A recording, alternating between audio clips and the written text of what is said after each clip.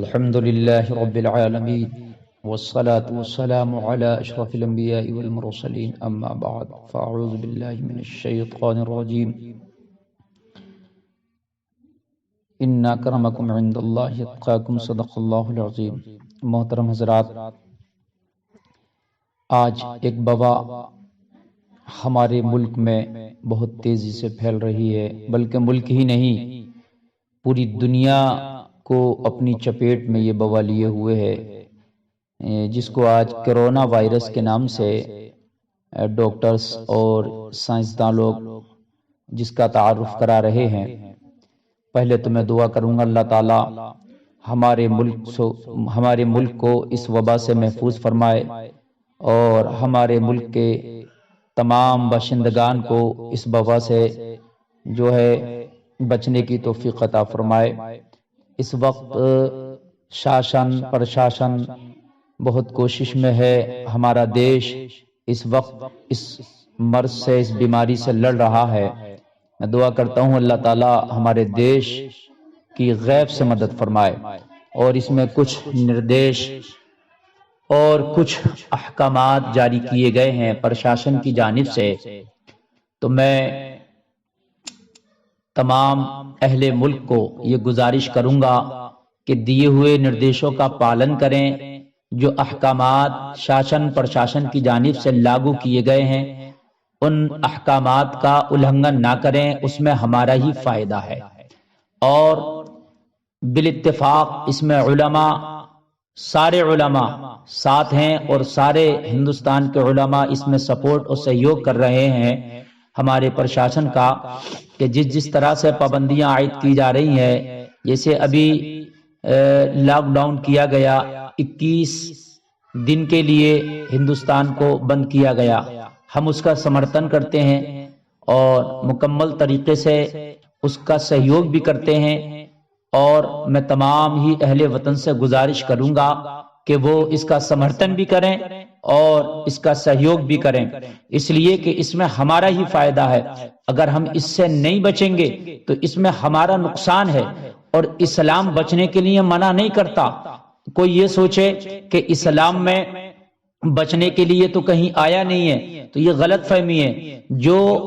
جہاں بچنے کی جگہ ہے وہاں سے بچا جائے، اور جو بچنے کی جگہیں نہیں ہیں وہاں سے نہ بچا جائے۔ کچھ معاملات ایسے ہیں کہ ان سے آقا کریم صلی اللہ تعالی علیہ وسلم نے خود بچنے کا حکم دیا،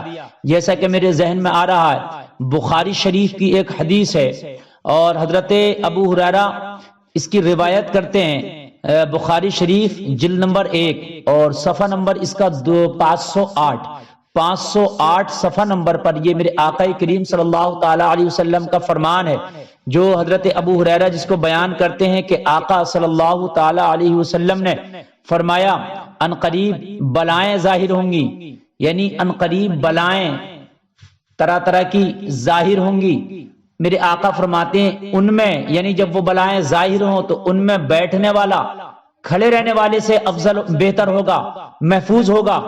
اور کھڑے رہنے والا اس میں چلنے والے سے، یعنی گھومنے پھرنے والے سے محفوظ رہے گا، اور چلنے والا دوڑنے والے سے زیادہ محفوظ ہے۔ اس کا مطلب کیا ہے؟ اس کا مطلب یہ ہے کہ اگر اس طرح کی بلائیں آئیں، بیماریاں آئیں، تو اگر آپ بیٹھے ہیں تو جو شخص کھڑا ہے آپ اس سے زیادہ محفوظ ہیں، جو شخص کھڑا ہے جو چل رہا ہے وہ چلنے والے سے زیادہ محفوظ ہے، اور جو چل رہا ہے وہ تیز دوڑنے والے سے زیادہ محفوظ ہے۔ اس کا یہ حدیث بھی ہمیں یہی بتاتی ہے کہ ایک جگہ اپنے آپ کو اگر اس وقت ہم بچا کر رکھیں، میل جول کم کر دیں، دوسروں سے ملنا جلنا کم کر دیں، اور ایک جگہ ہم اپنے آپ کو روک لیں، تو شاید اللہ کے رسول کی اس حدیث کے مطابق بھی ہو جائے گا، اور انشاءاللہ ہم اس بیماری سے بھی محفوظ ہو جائیں گے۔ اور پھر ہماری حکومت، ہمارے پرشاسن نے بھی اس پر لاک ڈاؤن کر رکھا ہے، یعنی اس پر احتیاط برتنے کے لیے کہا ہے، تو ہم کو اس کا پالن کرنا چاہیے، مکمل طریقے سے ہمیں اس کی سپورٹ کرنا چاہیے، تاکہ ہمارا ملک اس بیماری سے لڑنے میں کامیاب ہو جائے۔ اس میں کچھ لوگ یہ افواہ پھیلا رہے ہیں کہ نہیں، اسلام تو یہ کہتا ہے کہ چھوت چھات نہیں ہے. ہاں اسلام میں چھوت چھات نہیں ہے, چھوٹا بڑا نہیں ہے, لیکن جب اس طرح کی بلائیں آئیں, آقا نے فرمایا ان قریب اس طرح کی بلائیں آئیں گی تو ان میں اپنے آپ کو ایک جگہ رکھنے والا وہ بہتر ہوگا ان سے کہ جو دوسری جگہ جا رہے ہیں, چل رہے ہیں, کھڑے ہیں, دوڑ رہے ہیں. اور سنیے اس حدیث میں ایک لفظ ہے فتن کا. فتن کا معنی فتنہ, فتن کا معنی اگر آپ دیکھیں گے تو اس میں بلائیں, آزمائش, بیماری, یہ عذاب, یہ سارے معنی نکل کے آتے ہیں. تو یہ کرونا جو وائرس ہے معزز سامعین, یہ بیماری بھی ہے, یہ آزمائش بھی ہے. تو ہمیں اس سے بچنے کے لیے اس حدیث پر عمل کرنا چاہیے, اپنے آپ کو روکنا چاہیے, اپنے آپ کو گھر سے نکلنے سے روکنا چاہیے. بازاروں میں, مارکیٹوں میں, چوراہوں پر کھڑے ہونا, اس سے اپنے آپ کو روکنا چاہیے, پرہیز کرنا چاہیے. اور جو احتیاط ہم پر لاگو کی گئی ہیں ان احتیاط کا مکمل پالن کرنا چاہیے. مکمل طریقے سے میں اس کی سپورٹ کرتا ہوں. اور میرے نبی صلی اللہ تعالی علیہ وسلم نے جو ہے حدیث میں اس کے بارے میں اشارہ بھی کر دیا, تو پھر اپنے نبی کی بات کو بھی مانتے ہوئے ہمیں اس پر عمل کرنا چاہیے. اور پہلے بھی بہت طرح کی بیماریاں آتی تھیں, تعاون تھا اور طرح طرح کی بیماریاں تھیں, ان میں بھی اس زمانے میں آپ تاریخ اٹھا کے دیکھیے, تاریخ اسلام اٹھا کر کے دیکھیے, اس وقت بھی میرے نبی نے پابندی لگائی تھی کہ ایک شہر کے لوگ دوسرے شہر میں نہ جائیں گے اور دوسرے شہر کے لوگ کسی اپنے علاوہ کسی الگ شہر میں نہیں جائیں گے, یعنی اس شہر کے اسی شہر میں رہیں, اس شہر کے اسی شہر میں رہیں. یہ پابندیاں اس وقت بھی لاگو کی گئی تھی, اس وقت بھی عائد کی گئی تھی. لیکن آج یہ ہے کہ کچھ لوگ اس پر وہم ڈال رہے ہیں دلوں میں کہ نہیں ملنے جلنے سے کچھ نہیں ہوگا. دیکھیے میں آپ سے گزارش کرنا چاہوں گا, بے شک ہوگا وہ جو اللہ کرے گا, لیکن احتیاط لازمی ہوتی ہے. اور اسلام میں احتیاط کو منع نہیں آیا. اگر کوئی کام کرنے سے آپ کو پریشانی ہوتی ہے, اگر آپ کو تکلیف ہوتی ہے تو آپ جو ہے اس کو چھوڑ دیجئے. جیسے مثال کے طور پر اسلام میں ایک وضو ہے, نماز اگر آپ پڑھیں گے تو قرآن شریف میں آیا کہ نماز کا جب ارادہ کرو تو آپ وضو کرو, یعنی آپ اپنے چہرے کو دھلو, ہاتھ کو دھلو اور آپ اپنے پیروں کو دھلو, مسح کرو. قرآن میں آیا, قرآن کا حکم ہے, نماز کے لیے وضو لازمی ہے, طہارت شرط ہے. لیکن اس کے باوجود بھی آپ دیکھیں اگر ڈاکٹر آپ کو یہ کہہ دے پانی استعمال کرنے سے آپ کا مرض بڑھ جانے کا خطرہ ہے, آپ کا بڑھ جائے گا اور یہ یقینی طور پر بڑھ جائے گا, یا بہت تیز سردی ہے کہیں پر اور اگر ہم پانی استعمال کریں گے تو اس پانی استعمال کرنے سے ہمیں بیمار ہو جانے کا جو ہے خطرہ ہے کہ بیمار ہو جائیں گے یا مر جائیں گے, تو ایسے عالم میں اسلام نے احتیاط دیا ہے کہ آپ وضو نہ کریں, اس کی جگہ تیمم سے کام چلانے. اب کہاں وضو ہے, کہاں تیمم ہے, کہاں پانی ہے, کہاں مٹی ہے, دونوں کا تو کوئی میل جول ہی نہیں. پانی سے تو دھلا جاتا ہے اور مٹی تو اگر آپ چہرے پہ ہاتھ پر لگائیں گے تو اور چہرہ آپ کا گرد آلود ہو جائے گا یا ہاتھ پہ مٹی لگ جائے گی. تو اب وہاں پر اگر ہم یہ اپنا لاجک لگائے کہ نہیں بھئی یہاں پر جو ہے پانی سے ہی دھلنا ہے, تو اسلام نے یہاں پر احتیاط اور چھوٹ دی ہے. اگر آپ جو ہے پانی استعمال کرنے سے مرض آپ کا بڑھ رہا ہے تو آپ اس کو جو ہے مرض کو بڑھائیں نہیں, اس مرض کو کم کرنے کے لیے آپ احتیاط کریں, آپ پانی کا استعمال نہ کریں, آپ تیمم کریں اور تیمم کر کے نماز پڑھ لیں. نماز میں بھی کوئی کمی نہیں آئے گی آپ کی, طہارت میں بھی کوئی کمی نہیں آئے آپ کی. تو اسلام نے تو آپ کو بدل دیا ہے, اور اسلام نے آپ کو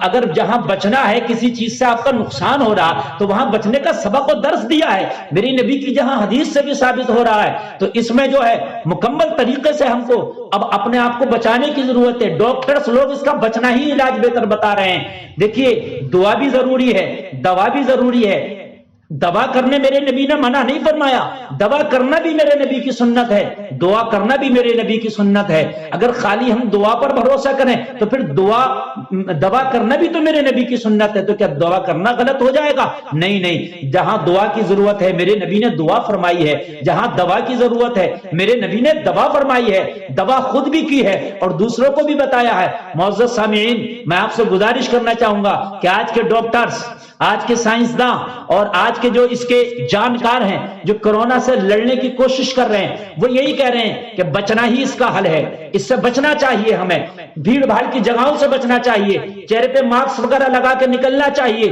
تو اس پر ہمیں عمل کرنے میں ہمارے اسلام کا کوئی گھاٹا نہیں ہے، ہمارے مسلمان ہونے میں کوئی کمی نہیں آ جائے گی، ہمارے جو ہے ہم گناہگار نہیں ہو جائیں گے۔ اگر ڈاکٹرز لوگ، شاشن اس چیز کی تائید کر رہا تو ہم کو عمل کرنا چاہیے اور ان کا سپورٹ کرنا چاہیے، تاکہ ہم بھی اس بیماری سے لڑنے میں کامیابی حاصل کر سکیں، تاکہ ہم بھی اس بیماری سے لڑنے میں مکمل طریقے سے کامیاب ہو جائیں، اس میں کوئی بھی وہم میں نہ پڑے۔ اور یہ افواہیں جو پھیلائی جا رہی ہیں، ملنے جلنے سے کچھ نہیں ہوگا، لوگوں سے ہاتھ ملانے سے کچھ نہیں ہوگا۔ دیکھیے آقا کریم صلی اللہ تعالی علیہ وسلم نے جو دین ہمیں دیا ہے، وہ دین ہمیں مشکل میں نہیں ڈالتا، وہ دین مشکلوں سے نکال کے ہمیں آسانیوں میں ڈالتا ہے۔ تو اگر دور رہنے میں، پرہیز کرنے میں اور جو ہے بھیڑ بھاڑ کی جگہوں سے اپنے آپ کو بچانے میں اگر ہمارے لیے بھلائی ہے تو ہمیں بچنا چاہیے، اپنے آپ کو بچانا چاہیے، لوگوں سے دور رکھنا چاہیے، تاکہ ہم سپورٹ بھی کر سکیں۔ ہمارا ملک اس وقت بہت آزمائش سے گزر رہا ہے، اس آزمائش میں ہم اور ہمارا ملک کامیاب ہو سکے۔ میں سب سے یہی گزارش کروں گا اور دعا کروں گا کہ اللہ تعالیٰ اس بلا سے ہمارے ملک کو، ہمارے ملک میں رہنے والوں کو محفوظ فرمائے۔ آمین۔ وما علینا الا البلاغ۔